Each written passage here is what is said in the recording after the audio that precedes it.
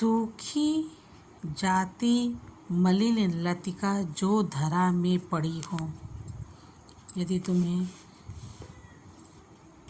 ऐसा भी नहीं दिखा कि कोई पत्ता हो जो हिला सको, तो अगर कोई लतिका लताओं की झुरमुट सूख करके पृथ्वी पर गिरी हुई हो, तो पाँवों के निकट उसको श्याम के ला गिराना।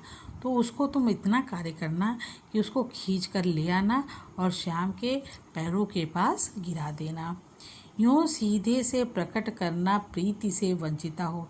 इस प्रकार तुम उनको यह आभास दिलाना कि हे कृष्ण, आपके प्रेम से वंचित होकर के कोई मेरा होना अति मलन और सूखते नित्य जाना।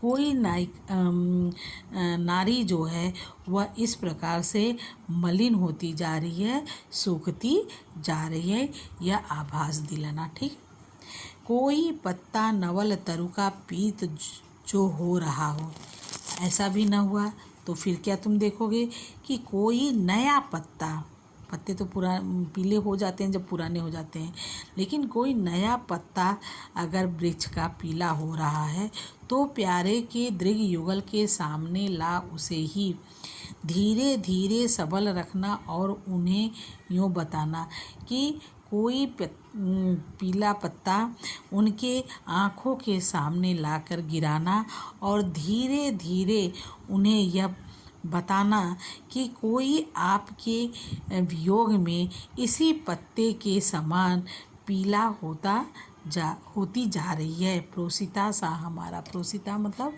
प्रोसिता कहते हैं जिसका पति विदेश गया हो, ऐसी नारी यानी मेरा याद दिलाना।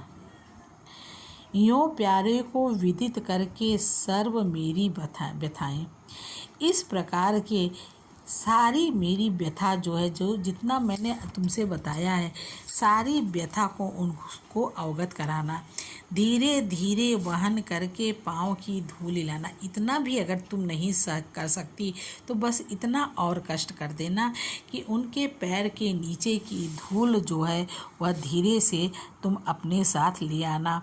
थोड़ी सी भी चरण रज जो ला देगी हमें, तू अगर इतना कृपा करेगी कि उनके चरण के धूल को थोड़ी सी भी ला देगी, तो हाँ कैसे तो व्यथित चित्त का बोध मैं दे सकूँगी। तो मैं इतना ज़रूर कहती हूँ कि उस धूल को ले करके मैं अपने दुखित हृदय को बोध दिला सकूँगी। पूरी होए न यदि तुमसे अन्य बातें हमारी, तो तुम मेरी विनय इतनी मानने और चले जा। कितने प्रकार से संदेश नायिका ने नायक के लिए दिया कि इस बात नहीं तो इस बात, इस बात नहीं तो इस बात, मेरा संदेश उनको अवश्य पहुंचा देना। अब क्या कहती है लास्ट में नायिका यहाँ पर कि पूरी होए न यदि तुझसे अन्य बातें हमारी, जितनी बातें हमने तुमसे कहा है अगर वो पूरी नहीं हो सकती है तो तू मेरी विनय इतनी मान ले और चली जा। तो तुझसे एक विनम्र निवेदन है कि तू मेरी बात को मान ले और केवल चली ही जा। क्या करे? छूके प्यारे कमल पग को प्यार के साथ आ जा। बस इतना कष्ट कर देना कि उनके कमल रूपी पग को छू करके प्यार से छूना और छू करके तू चली आना। जी जाऊंगी हृदय तल में मैं तुझी को लगा के। इस प्रकार मैं अपने हृदय से तुझे को ही लगाकर अपने जीवन को धारण कर लूँगी। अब बच्चों देखो, इसमें राधिका की पवित्र और सच्ची प्रेम की भावना को सफल अभिव्यक्ति हुई है। सफल अभिव्यक्ति इसमें हुई है। समझ में आ रहा है कि राधिका ने यहाँ पर यह प्रमाणित कर रखा है कि उसका कृष्ण के प्रति जो प्रेम है वह कामजन्य न होकर के भावजन्य। समझ में आ गया? तो इसमें सब में मानवीकरण है, रस वियोग श्रृंगार है और भाषा जो है वह खड़ी बोली है। तो अब आपका हरिऔध जी का पाठ जो है वो पूरा हो गया। इसमें जो इम्पोर्टेंट पद हैं उसमें आप निशान लगा लीजिए बोर्ड के लिए। एक तो आप आ जाइए तीसरे पे कि मेरे प्यारे नवद जल से कंज से नेत्र वाले, ठीक है, कौन सा है? तीसरा है। इसके बाद आप आइए, लज्जाशीला पथिक महिला जो कहीं हो, ठीक है। फिर अगला आवे, साचे ढाला बपल सकल बपु, 13वां है।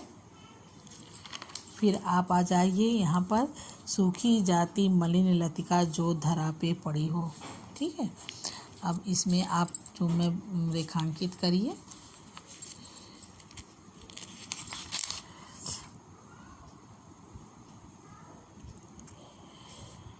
यूँ प्यारे को विदित करके सर्व व्यथा मेरी व्यथाएं ये को पूरी होए न यदि तुझसे अन्य बातें हमारी। इस पद को देखो, इसमें है, छूके प्यारे कमल पग को प्यार के साथ आजा, जी जाऊंगी हृदय तल में तुझी को लगा के, ठीक है। तो इसमें प्रश्न देखो, राधा पवन से क्या प्रार्थना करती है? इस पद्यांश में किस प्रसंग को व्यक्त किया गया है? रेखांकित पंक्ति की व्याख्या कीजिए, ठीक है।